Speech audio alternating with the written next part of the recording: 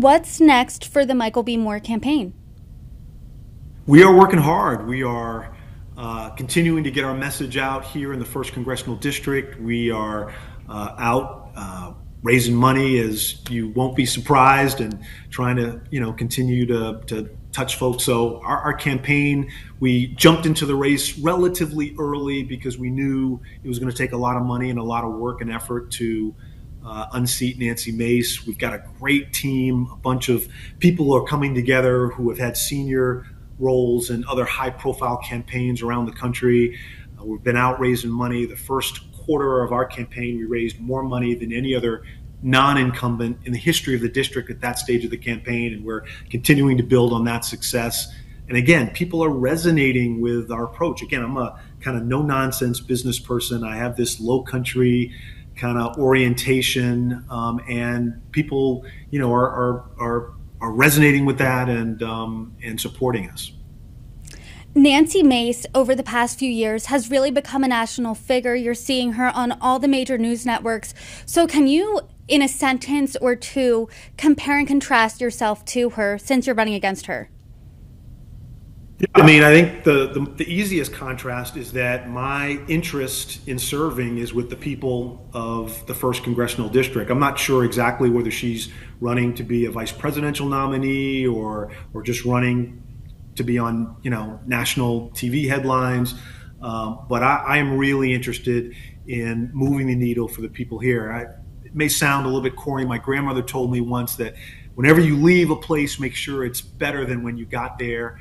And I'm thinking about the low country. And then look, I think on the issues, I think we are just better for the vast majority of people. When if you are going to need to get a job and take care of your families, we are going to be supporting policies that will help people get better jobs and help create a more inclusive economy. If you at some point in your life feel like you're going to need to access the healthcare system, we're going to be fighting to get more affordable drugs and medical care to ensure that most people in this country right now are either an injury or an illness away from both medical and financial catastrophe, and we think we can fix that. If you think at some point that public schools are going to be in your family's future like 90% of the other children, we're going to be better about supporting public schools and ensuring that each child has their best opportunity to move forward. If you're a woman and believe at some point that women's reproductive freedom is something that is important, we're going to be out fighting not just around women's reproductive freedom, but I believe in the Equal Rights Amendment, I believe in pay equity, I believe in a much broader agenda to support women. Even gun safety. Look, the #1 cause of death among young people in this country right now is gun violence. That's just astounding.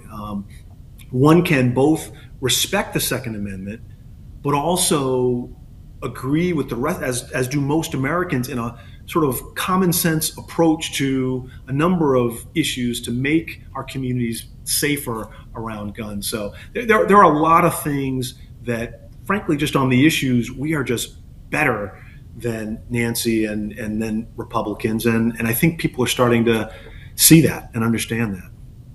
Nancy Mace has broken away from the Republican Party a little bit on her views on abortion. Do you think there's anywhere that you do agree with her on? Because she did win re-election in your district, so her message is resonating with some people.